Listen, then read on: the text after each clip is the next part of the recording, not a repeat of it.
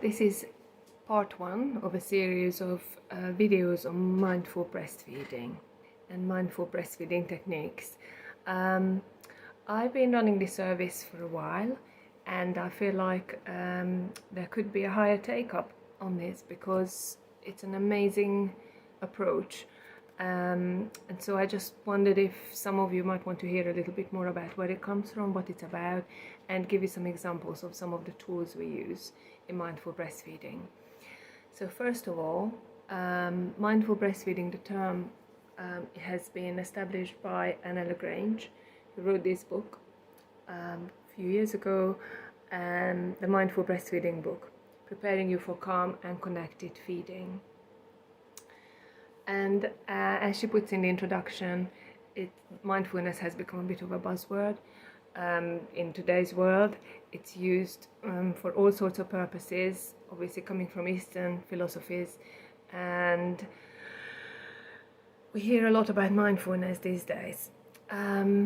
So whatever feelings that brings up in you, I would encourage you to just put that aside, put your associations aside, whether they're positive or negative, and just keep an open mind as to what it can do to, in the context of breastfeeding, and what it can do to, in a situation when you're pregnant or newly become a mum and looking after a young infant, when the days can feel really full on and exhausting. Self-care is another buzzword that we hear a lot these days. What is self-care? Some people hate it, some people love it. It's again another emotive phrase, like so many other things that we wave around, and becomes a cliche. Some people imagine warm hot baths with a glass of wine and chocolate and maybe an incense. Some of you might imagine going for a run or a fitness session. Others might just want to spend an hour sleeping, or have a nice meal served to you. Self-care can take so many different forms. For some of us it's reading or listening to lovely music, so it can also sound very time-consuming. It seems like an effort to even think of what to do when you do happen to find yourself with half an hour on your hands, and all of a sudden there is a pile of laundry waiting, or there's a pile of washing up, or the house is a tip. And for some of us, doing the housework or clearing up can be a form of mindfulness, or clearing a space and feeling better about your environment. And in that case, there is absolutely nothing wrong with just going ahead and doing that. It's got to be yours. Whatever you decide to do for yourself, to ground yourself, has got to be yours. So the Mindful Breastfeeding book is offering some suggestions on some of the methods we can use to ground ourselves, and really they're methods that only require a few minutes of your time each day. And starting small is always a good idea. From a personal example, I used to dread home exercise. I never was able to make time for it. I had all the excuses in the world why I wouldn't do whatever I set out to do, until one year it just dawned on me that doing 10 minutes, I was just going to aim for 10 minutes a day. And all of a sudden it became very, very doable. I still have young children and not very much time alone in the day, but somehow the 10 minutes seemed doable.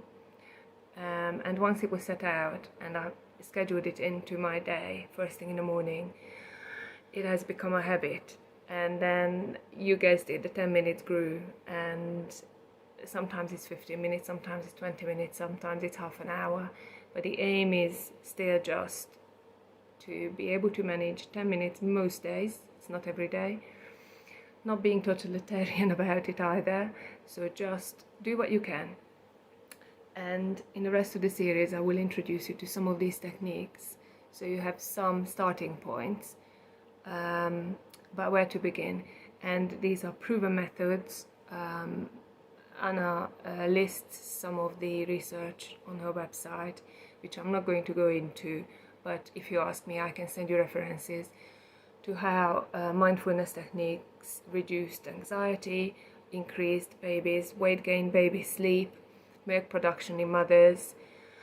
It simply creates a positive feedback loop where oxytocin, the love hormone, the hormone that's essential for producing and letting down milk, and for bonding with your baby and just generally feeling better, calmer in yourself, gets released.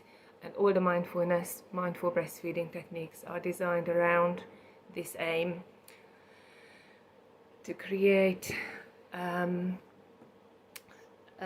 calmer space for yourself and calming your autonomic nervous system instead of your flight and fight response or freeze response that we often respond to stress with.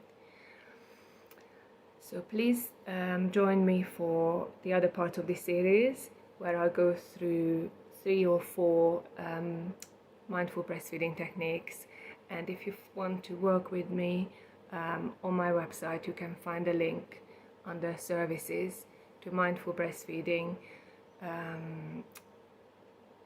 consultations. I do this online, so it works really well via Zoom, or I could come to you and we could work on this and dig deeper if that's something you wanted to do.